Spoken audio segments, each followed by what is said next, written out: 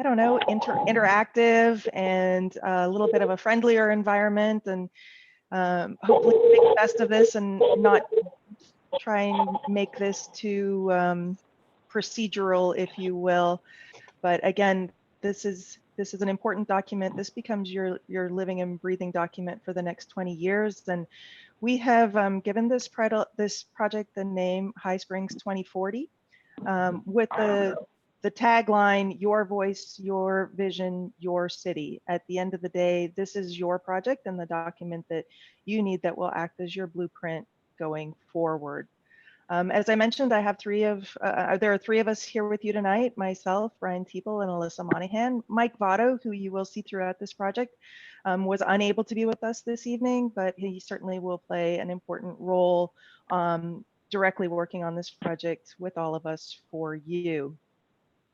A little bit about Kimberly Horn. So many of you worked with us through the Economic Development and Disaster Resiliency Plan, or on other projects with us over the last few years. But for those who are not familiar with us, Kimberly Horn is a national firm. We have offices from coast to coast. We have a total of 97 offices. Actually, technically, if you want to look at it, we probably have more like 4,000 offices right now, since we're all working from home. Let's see, Ross is in on it. Yvonne, Linda, Gloria, Byron, Antoine. Hey, David, your microphone's on. Sorry. No worries. Thank you for that. And so within the firm, we have 86 certified land use planners. That doesn't mean that that's the extent of our planners within the firm, but just to give you a gauge of the technical staff that we have that has gone on to take the next level in planning, which is receiving a certification through the American Institute of Certified Planners. Within the state of Florida, we have 800 or so employees. I've kind of lost count here because with the school year ending, I know that we just hired a number of entry-level staff out of college. So I'm anxious to see what that total number is, and happy to add that to our list. And I'm actually really excited that we were able to go on with the hiring process. You know, when COVID hit, everybody didn't know what the future was going to look like, but we were excited to be welcoming some young additions into our firm, and I think I can say that safely on behalf of Brian and I. It keeps us young and fresh by having some new entry-level planners and staff join us. Within Florida, we have 16 offices and we have 21 certified planners.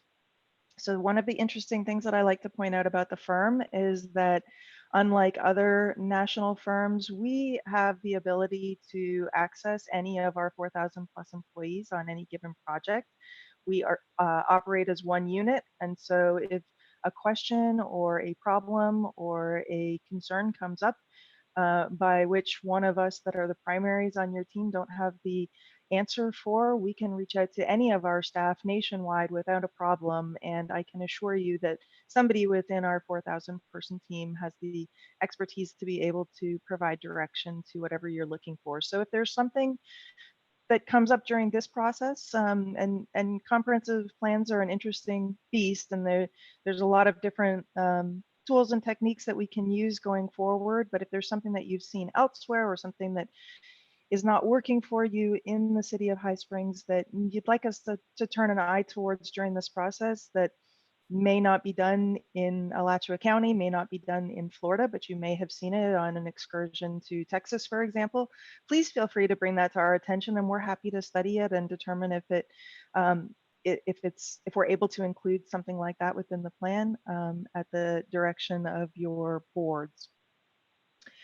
So for people that have not been involved in the comprehensive planning process before, I want to just take a few minutes and kind of step back to basics and go over with you what a comprehensive plan is. For those of you that have experience with it, I hope that you look at it as more of a refresher as opposed to a tutorial of information that you already know. And if you have experience in working with the comprehensive plan, I would encourage you to be jotting down some questions and comments, thoughts during the presentation, so that when we come to question and answer at the end,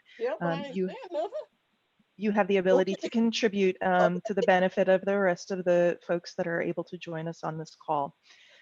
We'll also talk about the overall process and timeline for this particular project, and then we'll share some of the existing conditions that we have already been able to pull and start our analysis on for this comprehensive plan update. So we'll start with what's a comprehensive plan. You heard me say earlier that the High Springs is going to take you to the year 2040. So this is pretty typical for comprehensive plans, that it is a 20-year horizon that we look at.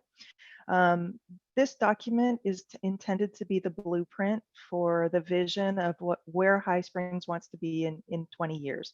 I know that sounds daunting to be looking 20 years out. You would be surprised how quickly 20 years passes. I can say that as I just passed my 27th year in the industry, and it's kind of getting closer to that 30 mark, which I find hard to believe, but that time does pass quickly. So it's just important for the city, for budgeting purposes and for planning purposes, to be looking long term as opposed to being reactionary when development proposals come before you. Your comprehensive plan, while it can be amended over time, it is really intended to be a document that more or less stands in place for that 20-year time frame. Yes, you can make amendments to the comprehensive plan, but the overall objective is that it stays intact. The goals, objectives, and policies that get put into a comprehensive plan set the basis for your land development code, for your land development regulations. The land development code regulations becomes the document to implement the vision and the goals, objectives, and policies set forth in the comprehensive plan. The goals, objectives, and policies that we'll be working on, as I mentioned, we're treating this one more as a rewrite as opposed to an update, just because we think there are so many amendments that need to be made that it was a lot easier to start from a slate. That being said, many of the goals, objectives, and policies that you do have will find their way over into the new comprehensive plan, maybe in slightly different format, maybe in a slightly different location. But anything that we put in the new comprehensive plan will be based on baseline data and analytic maps and other supplemental information. We are required to provide data, inventory, and analysis along with the updated goals, objectives, and policies for the comprehensive plan to support the proposed amendments that we'll be making. So this exercise is not done in a vacuum. It's done hopefully in a very public process. And again, I appreciate all of you taking the time to participate virtually, because this is not normally the way we would do it, but we hope that we're still able to solicit community and stakeholder input through this process. And when we get to the end of the presentation, I will provide our contact information and other ways that you can reach out to us if you want to participate in the process, and we certainly would love to hear from you. My team and I are always available. We operate as a single unit, so certainly if you can't reach me, you can reach anybody else on the team, which is why we like to share these presentations as we go through, so that you have the ability to be familiar with everybody that are the primary teammates working on this for you.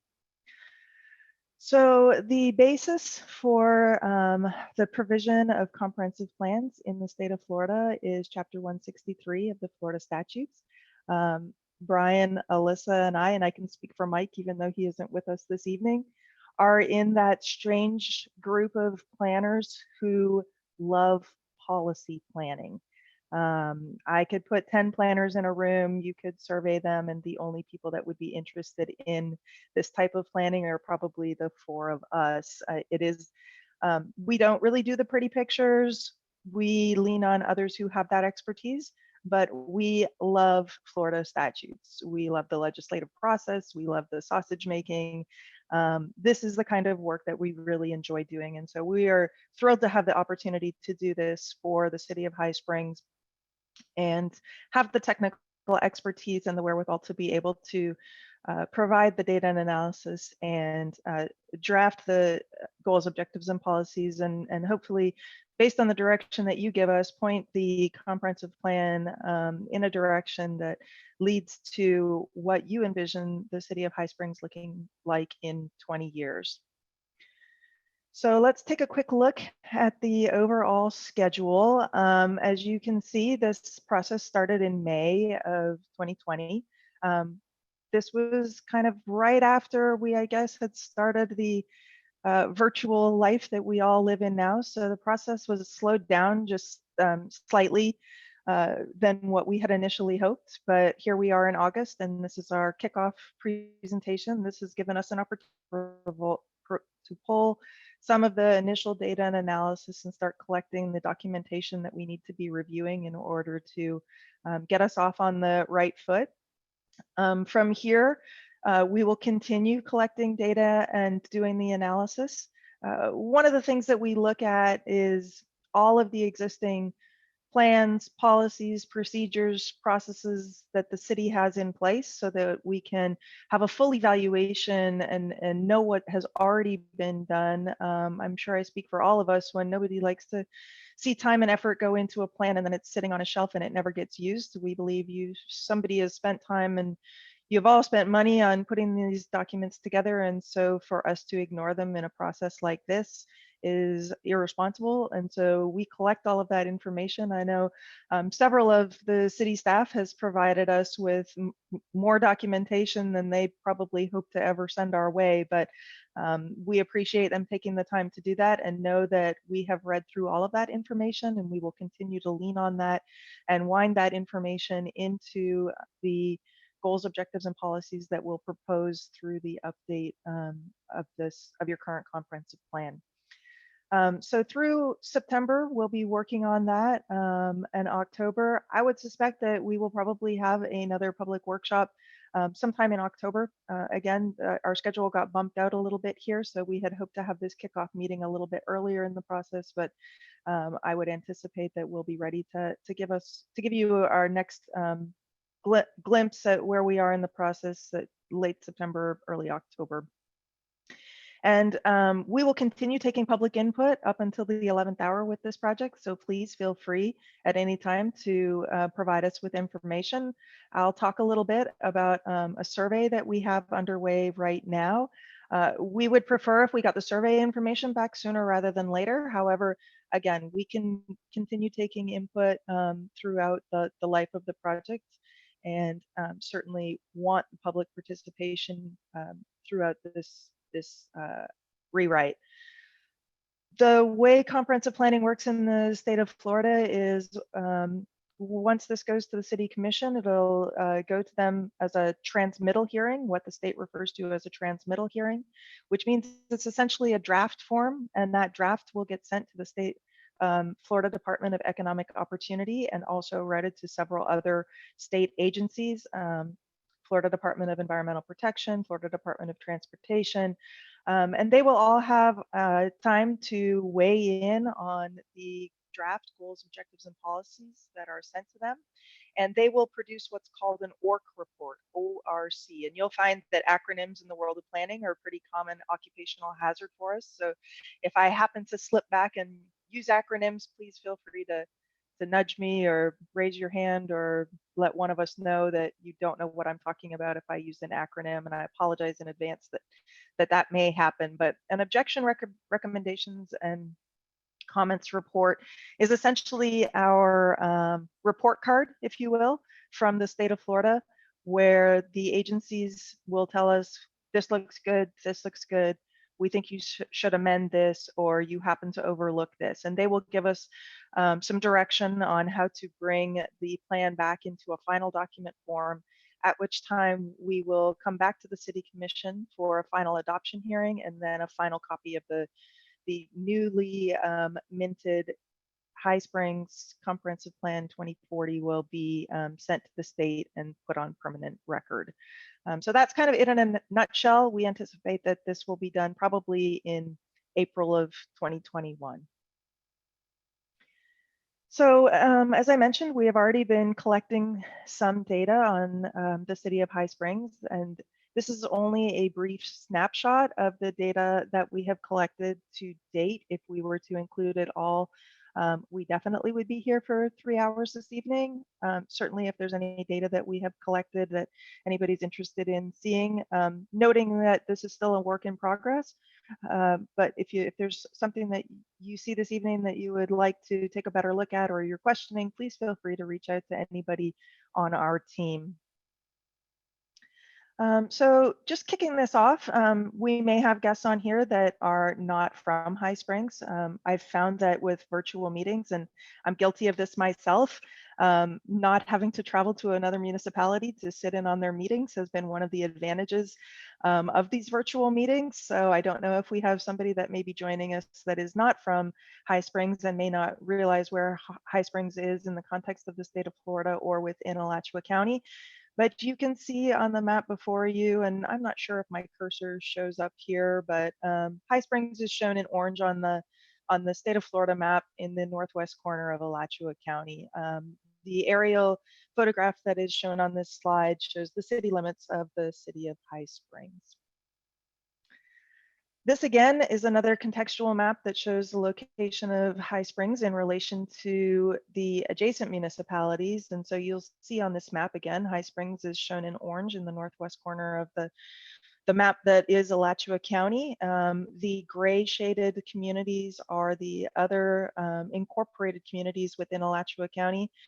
So you'll see Newberry and Archer are creeping pretty close to the city of High Springs, touching in both locations. As annexations into both of those communities and also into the city of High Springs occurs. And then for context sake, you can see the location of the city of Gainesville and some of the smaller incorporated areas as well. I think this map is relevant, especially when we've reached the slides that talk about the commuting patterns for the residents of the city of High Springs.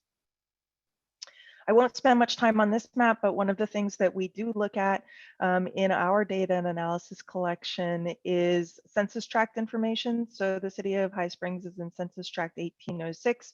So we will be relying on a lot of the data and analysis that comes out of the US Census as it relates to that. I don't believe that the census information that is being collected right now is going to be of a benefit to us for the timing of this project. I think we will just miss the window as to when it is published and made available. So unfortunately, 2020 information, I don't believe will be part of this update, but if we are able to access any of it during this process, we will rely on the most current information that we can locate. So population projections, when we look at updating a comprehensive plan, we usually go back until the last census from when your comprehensive plan was last updated. The city of High Springs last updated their comprehensive plan, I believe, in 2008 or 9 in its entirety. So we base our information on the 2010 census information as our starting point. And I should mention, I think I failed to mention this, that under Florida statutes, every local municipality is required to every local government is required to update the comprehensive plan a minimum of every 7 years.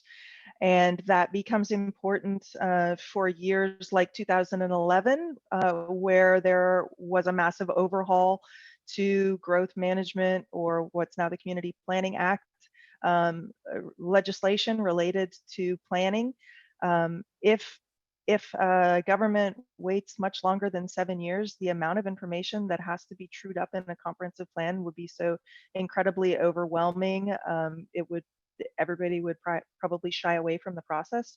One of the things that we are required to do through the update to your comprehensive plan is to look at every statutory change that has happened since your last full update of your comprehensive plan and make sure that your new plan is in full compliance with statutory requirements. We have a spreadsheet, which I'm happy to share with anybody along the way if you're interested, that is probably 35 pages of not legal size paper, but 11 by 17 paper of statutory requirements that have changed since 2010. So it is an exercise that is definitely not for the faint of heart, but it is one that we do in earnest. And we not only indicate whether or not a change in statutory regulations is applicable to your city. For example, City of High Springs does not have an airport, so you will not have to update any of the airport legislation that any of the policies that would relate to airports as it results to the changes in airport legislation since 2010. So we will indicate that that is not applicable, but we literally go through every single change that has happened since 2010. So again, if you are interested in that document as we go through and make those updates, we're happy to make that available to you. So going back to the population protection. So we started 2010. So in 2010, the US Census, and this is actually from the Bureau of Economic and Business Research out of the University of Florida and the Schimberg Center, and the Florida Housing Data Clearinghouse. And so this information shows that in 2010, High Springs had a population of 5,350 people. And so we project that forward through 2040, and it looks like there's still going to be a forward movement in population, an increase in population, but you'll see over time that it's projected that the rate of that increase is going to slow down. We included Alachua County and did the same analysis for that, just as a sake of comparison, and you will also see that the trend for overall growth in Alachua County is also moving ahead, is also increasing, but also at a diminishing rate.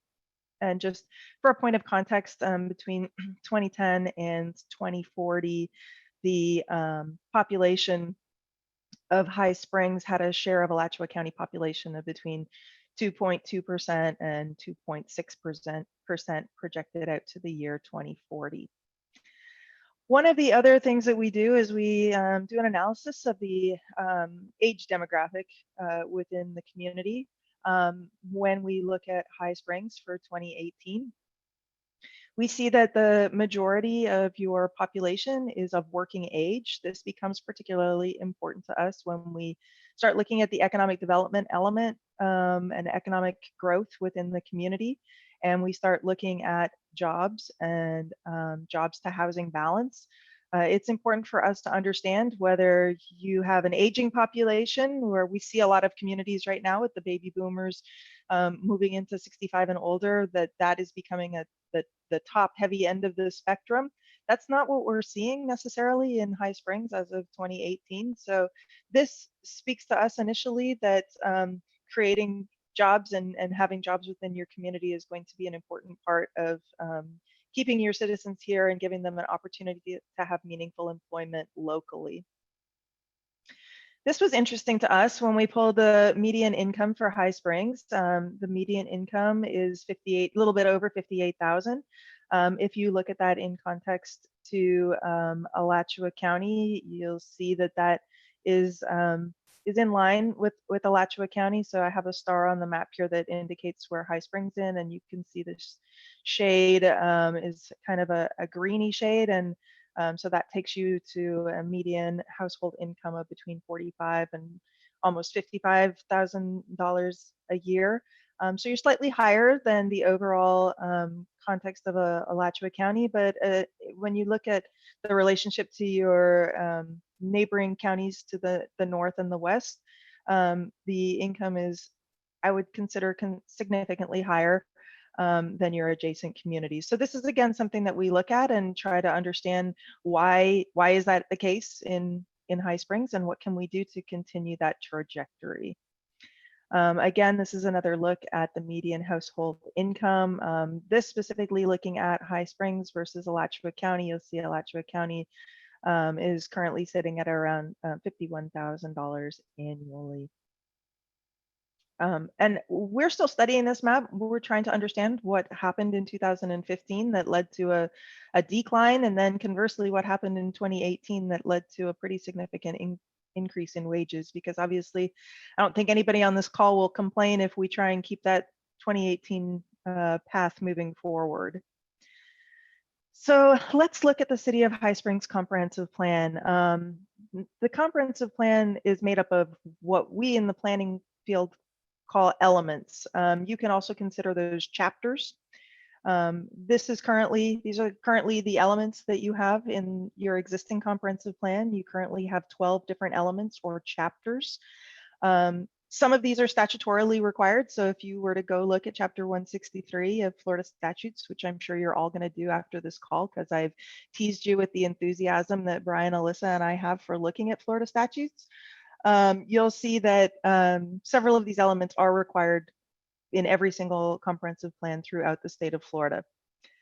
Conversely, you have the opportunity to add optional elements. And so currently in the City of High Springs Comprehensive Plan, you have 4 optional elements. And so this will be something that we'll be discussing throughout the life of this project as to whether or not having community design, economic development, historic preservation, and public school facility elements as standalone elements make sense in your update or rewritten comprehensive plan, or whether it makes sense to pull out the relevant goals, objectives, and policies from those elements and incorporate them into other elements, thereby streamlining the document for ease of use by your citizenry, your staff, and your boards and commission.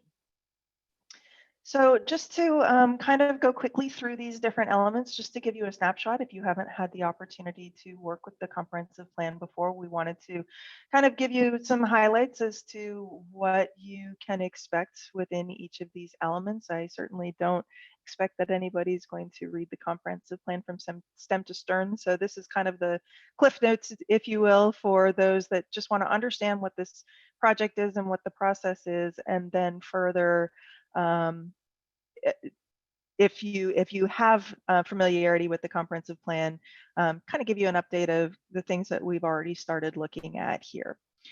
So beginning with future land use, some of you may be familiar with this map.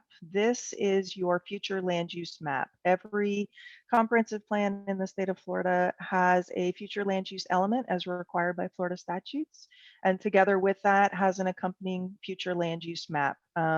This is a map that is available to you at your community development department or also the regional planning council. This map shows a color for every piece of land within the city limits.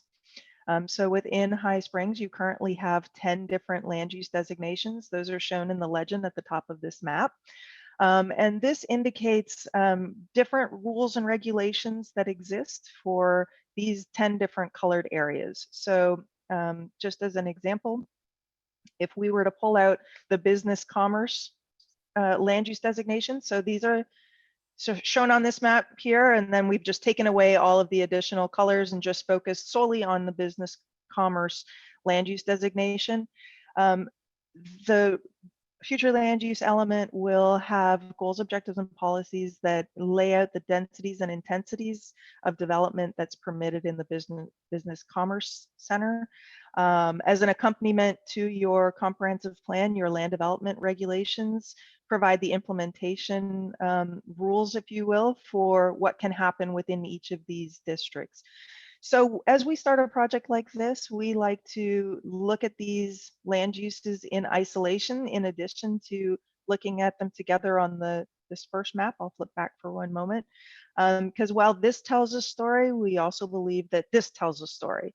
And so we'll be looking at each of your land use designations and making recommendations and commentary to staff and to the public as to our best recommendations on whether the land use patterns that you currently have in place make sense, or whether some proposed adjustments going forward may be more suitable to reach the vision of High Springs for 2040. And so I won't spend a lot of time on all of these maps, but you can see we have done this exercise throughout each of the 10 land use designations within the city. And we will be analyzing these again in isolation and then also in totality as a single future land use map. So then we'll move on to transportation. This is the second element that you have in your comprehensive plan, or second chapter that you have in your plan. Things that we look at for your transportation element are traffic congestion, safety concerns. If there's an area within the city that historically has a lot of accidents, which I'm kind of glad everybody's on mute right now, because I believe that everybody will raise their hands about at least 2 known intersections that I'm familiar with that could use some time and attention. We'll also look at parking and parking perceptions and access and connectivity, and certainly alternative modes of transportation. So this is not an all-inclusive look of the things that we'll look at when we're looking at your transportation plan, goals, objectives, and policies. But again, just intended to give you a snapshot of the types of things that we'll be looking at as part of our data and analysis. This map shows the major transportation routes within the city. You guys are very blessed, as you know, to have some major roads running through. I suppose it can be argued about both a blessing and a curse, but this is the lay of the land that you have right now, and the goal is to analyze it and determine if this is working for the city, and if it's not, what proposed recommendations could be put in place through goals, objectives, and policies that would lead to a better outcome that satisfies the objectives of the city commission. And this again is just the same map, just kind of blown up a little bit, where you can see the context to I-75 and really, all roads leading to the city of High Springs. We also we'll look at the bike lanes map. If you had an active train line running through here, we would be looking at train networks as well. We look for ways to try and encourage alternative modes of transportation. I know it becomes kind of interesting when you have a lot of commuters to the city of Gainesville or elsewhere, and don't necessarily have a robust bus route, but know that we are looking at other modes, if not for recreation, if not for anything else, but for recreation purposes. And so we'll be continuing to look at this and seeing if there are any recommendations that we can make through the goals, objectives, and policies in the transportation plan. We also will do a deep dive down into level of service analysis and work hand in hand with FDOT with their current analysis for the city of High Springs as well. So this is the third element that you have in the comprehensive plan. This is your community design element. This is an interesting element to me. So this is an optional element. This is not one that you see in most comprehensive plans. If you were to open this section of your comprehensive plan, you would see phrases that start like preserving the city's historic character, or the highway enhancement zone, or let's look at pedestrian and bicycle design, or livable streets. I think that there's probably an opportunity for the elements that are important to the city that currently are housed in the community design element to be relocated into other elements within the comprehensive plan. Take pedestrian and bicycle design, for example, that would most appropriately be included in the transportation element. And so it's a little confusing to us when we take an initial look at your comprehensive plan to understand why a separate element was included that kind of became a catch-all element when those could be streamlined and included in other elements of the comprehensive plan that are statutorily required. Again, noting that the city has limited resources, both financially and human resources. One of the objectives that we have is to make this process, make the use of this document as easy as possible. So the next element that you have is related to conservation. And so some of the things that we'll look at through the conservation element are existing water bodies. Obviously, the Santa Fe River plays an important part at the north end of the city. Comes as no surprise, I'm sure, that the flood map is kind of in line with where the river is. We'll look at wetlands, and you can see there again, following the path of the river, but also some scattered wetlands throughout the rest of the city. We'll be looking at goals, objectives, and policies to obviously continue to protect our aquifer. City of High Springs is located in the Floridan aquifer system. And then the soils map becomes a pretty important map for us for making development recommendations for the city. This becomes important in understanding the soil types and buildability of land within the city. So we are continuing our analysis on all of those maps, and those will become an important part of the goals, objectives, and policies that we will create for that. I am pretty sure that you all are probably tired of hearing me speak right now, so I'm going to turn this over to Alyssa and let her talk to you a little bit about economic development. Thank you. Thank you, Allison. So back to economic development, I'm happy to be here and be a part of this process, being that I was here for the economic development and disaster resiliency plan and developing that for you all. This economic development and disaster resiliency plan that was just recently adopted is going to be a great stepping stone and a map that's going to help us develop your economic development element, being, and that, like Allison had mentioned before, the economic development element is an optional element, so you can be a little more broad in what you want to do, and you don't have requirements as to what the Florida statutes are telling you you need to do. Some stats that we have here to show you to see kind of where High Springs is at right now. Resident occupation, currently management, business, science, and arts occupations are 40.2% of the population. And coming in second, we have sales and office occupations at 21.3%. And last, we have production, transportation, and material moving occupations at 8.1%.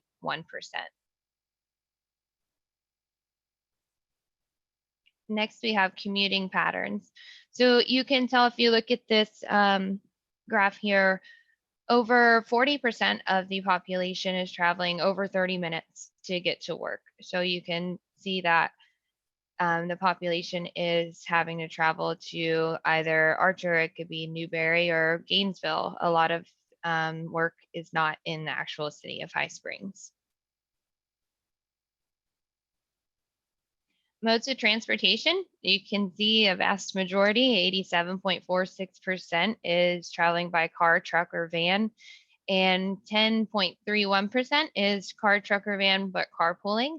Like Allison mentioned before, we will look at multiple modes of transportation that maybe High Springs can look into and maybe lessen the driving of vehicles to work. And labor force participation rate is a total of 64.3%. And you can see that 99.5% of the population of age 25 to 29 years old is working. Poverty, as Allison mentioned before, High Springs actually sits very well with only 14% below poverty, and 86 are at or above poverty level in High Springs. Annual household income, we have 18.90% of the population at $50,000 to $74,999 for annual salary. And we, you can tell there's 1.2% over 200,000, and the rest is pretty average income, annual household income. Educational attainment population, 92.6% of the city of High Springs educational attainment is high school graduate or higher at 92.6%. And we have 14.7 of the population have an associate's degree, 14.10 have bachelor's, and either graduate professional degree of 10.2. And if you look at the educational attainment comparison with High Springs and Alachua County, they are quite comparable, but when you look down at bachelor degree or higher, High Springs sits at 24.3, Alachua County sits at 43.6. That is because of the University of Florida being that they are within the rest of the county, it's not counting those degrees. So that's why Alachua County looks a little higher than High Springs. In historic preservation, throughout the economic development and disaster resiliency plan process, we realized the extreme importance of the history of High Springs and where High Springs would like to go in the future with showing off their history and developing tours and maps. And this being an optional element, we will be able to have a little more fun with this, and we will definitely work hand in hand with the Historical Society. I know the Planning Board is also serves as the Historic Preservation Board, and I know David Sutton is just now the CRA director, so we will be working with him. I know he's very active in the Historical Society. This map here, the Historical Resources map, shows you that the historic resources in High Springs and where they are located in the actual historic district. You can tell just by this map the abundance of historical structures that are located in High Springs. And with that, I will turn it over to Mr. Brian Teeple.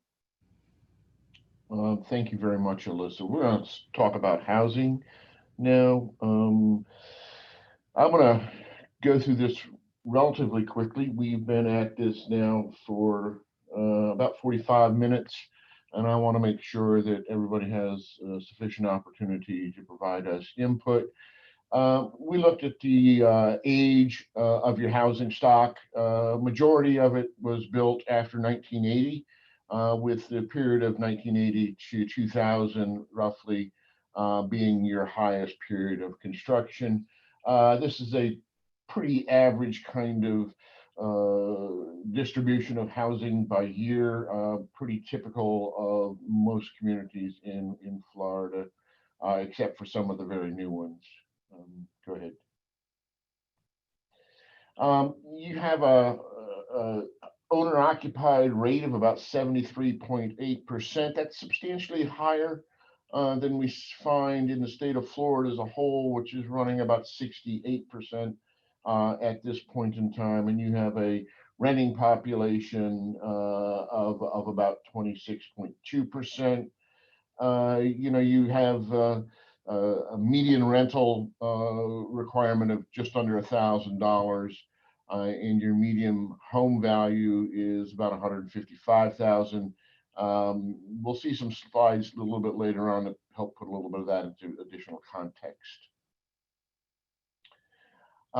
Median home value. This is something that we were surprised by. We see a decline in the median home value within the city of High Springs. And this is not typical of what we find in most of Florida communities or Florida as a whole.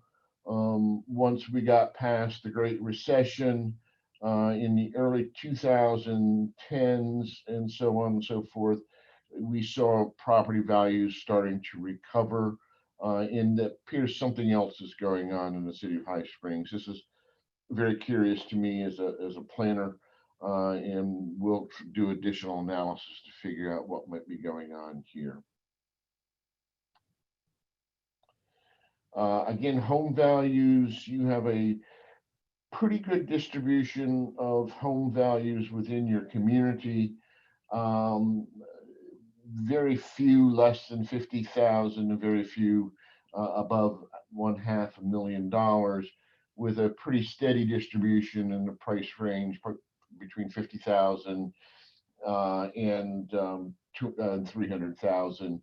And we'll show a little bit more detail on that in just a second here. Cost burden by housing type. This really measures the burden that is placed upon a family for providing shelter. Rule of thumb is that a family shouldn't be spending more than about 30% of their income on their shelter cost, and they're considered to be cost burdened if they're spending more. And we see in the city of High Springs, for example, that of your occupied units paying rent, these folks are spending about 50% of their income on shelter. And so 52% are spending more than 35%, I'm sorry, of their income on shelter. So we're looking at some reasonably high rates. This may suggest to us that you do not have a sufficient stock of affordable housing, particularly in your rental segment. But again, this is early data and we're continuing to look at it. Next is parks, recreation, and open space, another required element within your comprehensive plan, and a very pretty picture of the Santa Fe River, probably a very beautiful summer day. Your parks, recreation plan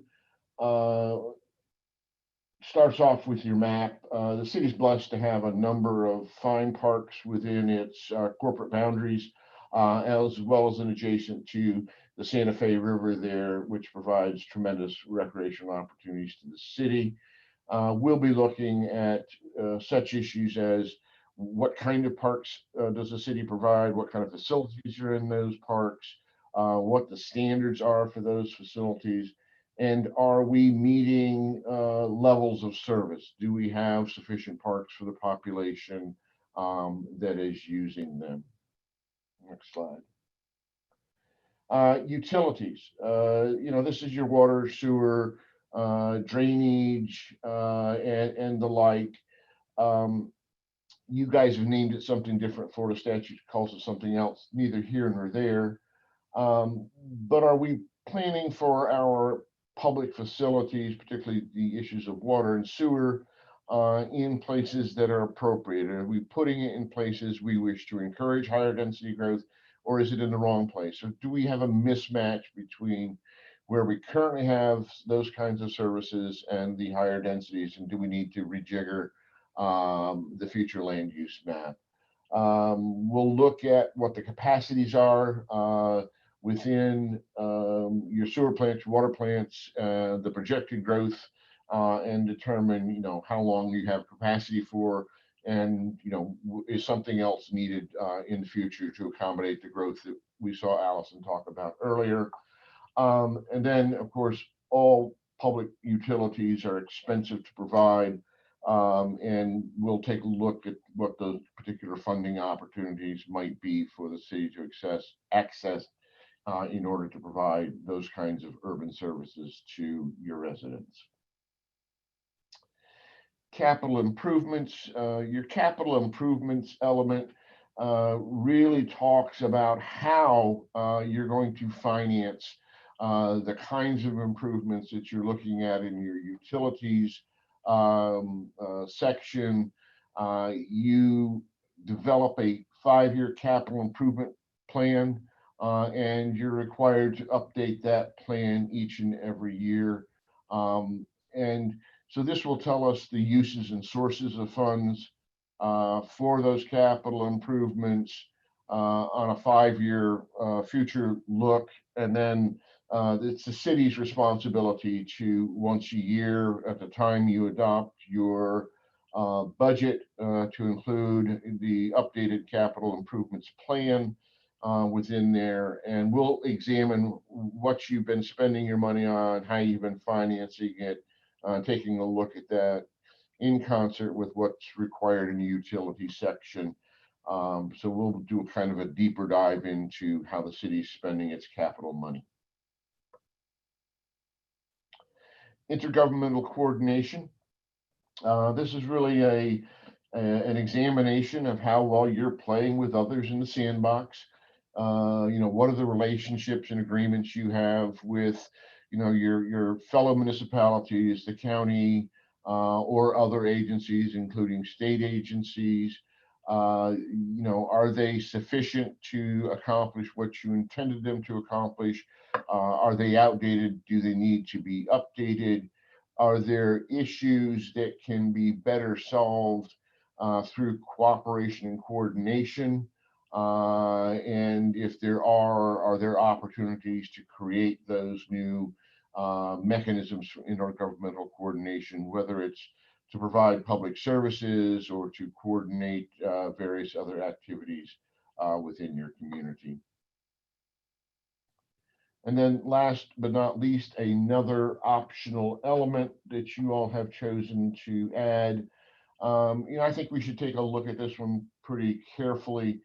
This is an opportunity for High Springs to coordinate with the Alachua County Public School System and to see if there are opportunities for joint programs such as sharing of park space or facilities to make sure that this Alachua County School Board is meeting the needs of the children in High Springs by the appropriate placement of schools within the appropriate school sheds and things along those lines. But I think this is one that's, there's been changes in state law that kind of have now gone and decoupled planning, comprehensive planning and local government planning from public school facilities. And I think it's important to take a real close look at this one on further examination to see if what you have in there is still needed and so still serving a purpose, or has it been, or can it be accomplished in some other manner. Allison, you want to take over from here? Sure. Thank you, Great. Brian, and thank you, Thank you. Alyssa. So that kind of concludes our summary of what's included in your existing comprehensive plan and some of the highlights of the things that we'll be looking at as we do our analysis going forward. But I do want to draw your attention to the fact that we have a dedicated project website for this comprehensive plan rewrite. You can go to www.highsprings2040.com. This website is live if you haven't already been to it. We would certainly encourage you to go to it. On this website, you'll get some basic information about what is a comprehensive plan, what's the difference between a comprehensive plan and land development code, what are upcoming meetings or events that we're having. Hopefully, before this project's over, we'll be able to gather in person again, which would be wonderful. There are other resources that are on this, other documents. For example, the series of maps that I reviewed early on in this presentation are available. You can have access to those and study them in more detail yourself so that when you come back and participate in the next meeting, or should you choose to reach out to us at any time during this process, you will have had the opportunity to access those maps yourself. Also, you'll find on there other opportunities to get involved. There is an online registration form if you want to be added to our email distribution list, where you don't just necessarily have to rely on this website or on the city's community calendar page for upcoming information about the project anytime that we have a function going on or are soliciting or pushing out information regarding this project. You can get an email directly from us regarding whatever it is that we're coming up upon next. You'll also find a survey on the website. There is an opportunity for you to print that and mail it back or drop it off at the city, or you can complete it online. To date, we've had a number of people already participate in the survey. And as I mentioned early on in the presentation, this is an ongoing survey. So these numbers will change, these statistics will change over time. But these are a couple of the snapshots, just some clips, not meant to be comprehensive of the entire survey to this point in time. But this is the kind of information that we will be gathering. When you complete the survey, you won't see this survey data. So if you go complete the survey and you're looking for a bar chart to come up and show that it's moved up one notch based on your input, you will not see that. What you will just see is you click and answer your question and the data will come back to us. We will be sharing this data with the city, and as a matter of public record, that information is available to the public should the public be interested in looking at that. But just know that I'm setting the expectation for you now that you will not see colorful graphics like this, but I won't spend a lot of time looking at these statistics right here because the sample is relatively small. I think we've had 20 people respond to the survey at this point in time. I'm hoping after this kickoff, you all, if you haven't completed the survey, will go do that and share the information with your friends and family. Certainly, if you would rather us email you a copy of the survey, please feel free to, again, reach out to anybody on our team and we'll make sure that you get that survey. So at this point in time, we would like to open the conversation up for public discussion. These items on the screen right now are just meant to be prompts for you. It's not a formal presentation portion right now. Feel free to raise your hand, provide any commentary regarding what you've heard in this presentation, any questions or concerns that you might have with the existing comprehensive plan, or suggestions, things that you would like to have us consider as we embark on this journey together.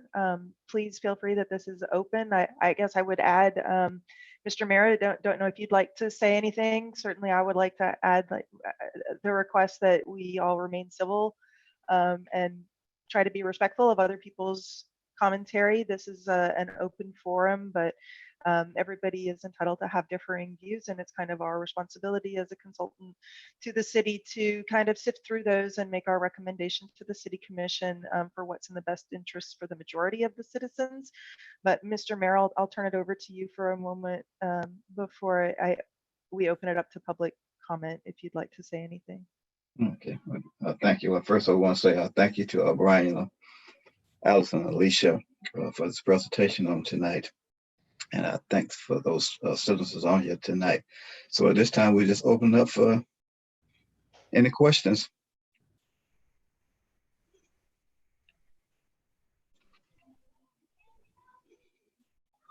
I have one. I'll go first. When you were showing the map of High Springs, there were a lot of what appeared to be pieces of property that maybe were in the county and weren't actually a part of city property. Was I misreading that map, or do we have landlocked pieces of property that aren't a part of the city? Mr. Mayor, I can address that, or I can let you, whatever your preference may be. Yeah, please answer, please. So, Mr. Ambrose, is this the map that you were referring to? Yeah. Yes, so what you do see here, you are correct, and I don't know if my cursor shows up very clearly through this virtual presentation. It does not? Okay, so if you look, oh, it does? Okay, thank you, I appreciate that. I'm still learning. My kids think it's hilarious, but anyway, so yes, these parcels here indicate out parcels, landlocked parcels, as Mr. Ambrose indicated, within the city limits of the city of High Springs that are not actually part of the city of High Springs. And looking at those parcels is one of the rather significant tasks that I guess I would say that we are charged with taking a look at, as to whether or not there is something that we can do to assist the city in helping to advance the process in including those within the corporate city limits, as opposed to having them as out parcels. But you are correct, that is what those represent. Okay, because that was also, I think you started to answer my follow-up question then. The cities traditionally had a policy of not annexing any property unless the owner requested it. But if we're looking at 2040, I guess we should probably as a city talk about, well, do we want to consider to offer the benefits of a growing city and the infrastructure without them contributing? Because it's going to be High Springs Police, Fire, etc., that are going to be supporting them. And do we change that policy or not? So if that's something that would be in the process, that's just what I was curious about. Mr. Ambrose, I think you bring up very good points there. And I will say that we're just at the beginning stages of this, but it is something that we've identified on one of our items to analyze and propose recommendations to the city for. But I appreciate your comments, and you are on point in my opinion. Well, thank you, but that answers that question. Thank you. Sure, certainly. Thank you for the question. Allison, Bruce Gillingham. Can I interject for a second? Chief, yes. So we have, just should go on Ross's question as well. We have identify those enclave parcels. We have a running list right now of what enclaves are in the city. City manager is aware of the parcels. Christie's working on it. So we do have a running list if you want to look at it for this plan, and we can get it over to your office. Chief, I believe I have a copy of that list, but thank you. I appreciate Okay. the offer. Thank you very much. Yeah, we were just updating it. I just wanted to make sure. Thank Yeah, you. I mean, I knew we knew they existed, and I think the question is larger. Is like, okay, do we as a city want to say it's time for them to act like they're part of the city too with their dollars? But and we may or may not. But I was just curious. Thank you. Bruce, but most of, I want to say probably majority of those parcels, probably vacant land, because I know right across from me, there's 39 acres that's still considered as in the county. I'm quite sure still zoned as agriculture within the county. So my question, Bruce, I think most of those enclaves are just parcels of land, not houses. Correct. Most of that is going to be parcels of land, going to be some of that's county property as well. There are a few houses in that. The numbers aren't as great on the houses, but there's a lot of property. And then, like I said, some of that's county land. Yes. We do here in Edgemore along Railroad Avenue have an enclave that does include houses, but it was our understanding that they have to agree to become part of the city, that we can't just automatically include them. Is that correct? This is something that we're going to be looking at, what methodologies are available. Brian, I don't know if you want to interject anything at this point, but I will just add that we're just embarking on this process. So I don't want to make any assumptions that we have all of the decisions and all of our recommendations laid out at this point in time. I would be very cautious to start putting policy on the table this evening when we have several months of work ahead of us. But Brian? Yeah, Florida statutes chapter 171 provides the process that has to occur. Just in a nutshell, in non-voluntary annexations, there has to be a percentage of people who agree to allow it to be. It does not have to be unanimous. So there's a process, and the process really dictates how the city has to undertake that. We'll take a look at that. If it's we'll take a look at it. I mean, if it's a single landowner in a undeveloped piece, they may not even hardly know one way or the other where where their property is, whether in the city or not. But we'll take a look at all of those, because the question is a fair one. There's a number of those in the city. Thank you. And there's also a cost associated with this as well. If you remember, we just changed our fees with annexations and land use. Correct. That stuff to offset our cost with the advertising and everything else. So Right. involuntary annexations are going to cost us as a city money, not the end user. Right. That's correct. Are there any other questions from the public? I know we have a number of folks on the call here. Don't be shy. This is, again, if I go back and show you the tagline for this project, it's your voice, your vision, your city.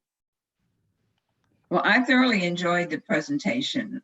I thought it was very well laid out, understandable, and I was very pleased. Thank you very much. I had inquired about like a tiny house development and was told that there was no current zoning, but it would be addressed in the comprehensive plan. Is that part of the plan? Any discussion about something like that for the community? I'm sorry, could you tell me your name just so that we can Oh, make a sure. record of it? I'm sorry. It's Jay Hutto. Jay. So Mr. Hutto, I recall your inquiry regarding tiny houses. So one of the things that we will be looking at are goals, objectives, and policies that are related to the housing element. So that starts the ball rolling for then what translates into land development regulations, which is the implementation document for how you're able to do things within the community. So yes, as we delve into the housing element, and particularly when you see that some of the survey comments coming back related to smaller housing units for some of your aging population or your younger population that aren't necessarily interested in buying a 2,000 square foot home, looking at opportunities for smaller types of housing and varying size and structure. It starts with the comprehensive plan. So I've made a note of that. And when we look at the housing element, I'm sure that that is something that we will be considering as well. Certainly feel free to reach out to us with your input and suggestions that you have related to tiny homes. Okay, thank you. Thank you. We made some comments concerning our housing issue, and we have had several meetings in the past concerning low-income housing. And it's just amazing to hear you say that we are paying as much as we are for rental properties. That's just amazing to me. So we really need to do something about affordable housing, it seems. Yeah, we were a little astonished by the average monthly rent as well. Yes. That's I can Commissioner, I've made a note about affordable housing. Oh, okay. Thank you. And with Sure. with that being said, for us about rental, you really don't have that many rental apartments here in High Springs. And I'm quite sure most of the rentals, I'm just assuming, I don't know for sure, probably houses. Mm-hmm. Because we just don't have apartments in High Springs. I know we have one behind Winn-Dixie. There's one on 441 there. I'm trying to think any other in the area. We don't have them in the rental properties here in High Springs. And that's another issue that we do have. Yeah, that's definitely part of the issue. Mr. Mayor and Commissioner, we did notice some of those trends when Alyssa and Amanda were working on the economic development strategy for the city. And it was something that was brought up during those meetings, as I'm sure you recall as well. Yes. So yes, that is something that we'll be trying to turn some attention to and try and diversify not only the type of housing that's available to address some of Mr. Hutto's comments, but also the cost of housing, because it definitely plays a factor. Allison, this is Nancy Lavin. There are apartments behind the High Springs Community School as well. My perception is that a lot of people move to our community because our school is so highly rated. And that has driven the growth of the single family homes that are in that higher range and maybe more disposable income. But it's also sidelined the young people that want to stay here and or the older people who maybe need to downsize. That's just my perception. And I personally moved here for High Springs Community School. You know, I lived in those apartments behind this school because it was an attractive jump point for us, and then bought a single family home, which there's a huge development right behind the school. So I think that's a driver in the community that, you know, is truly part of the reason the growth has come about in the manner that it has. It's just my perception. Thank you for sharing that, Commissioner. Any other public comments? Any questions or concerns about the process or comments about the process? We did okay for our first virtual public work in the city of High Springs. Yeah, she get a thumbs up. I think you did great. I've already been looking on the website that you set up, and I think that makes it very accessible.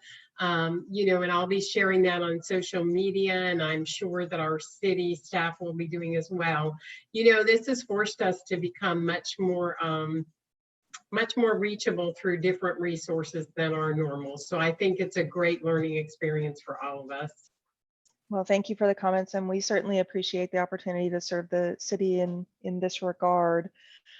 Mr. Mayor, unless you have anything else that you'd like for us to discuss with the group of attendees, I think that concludes our presentation for you for the kickoff of the comprehensive plan rewrite for the city. Okay, does anyone else have anything else? No. Okay. I want to thank you all for joining us this evening, and we look forward to your continued participation in the process. And feel free to reach out to us at any time. Thank you. Thank you all. I'll put the slide up for a moment and just share our contact information, just in case somebody was not able to get that. And then you can feel free to. Somebody needs to tell me how to be able to jump to the end of one of these. Allison, is this slide presentation available on the website?